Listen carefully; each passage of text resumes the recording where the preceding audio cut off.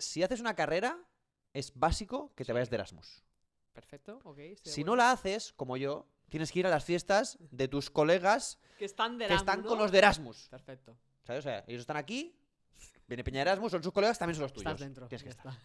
Y cuando tu colega se va de Erasmus, tú con él, Sí. evidentemente. Sí. Es básico. Sí. Eso y vivir fuera de casa, Con 5. sin tus padres, con lo peor que haya. Sí. Y ahí empiezas a valorar la vida. Ahí sabes lo que es.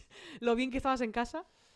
Empiezas a Lo que es la valorar, convivencia. Sí, recuerdas sí, que tío. igual tus padres no eran tan malos, no eran tan pesados como creías. Sí.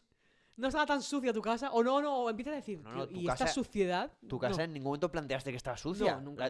No, o sea, Tu casa es no conoces la suciedad. eso. Pero de repente dices, esto. Ni el olor a cerrado siquiera, ¿eh? Qué asco.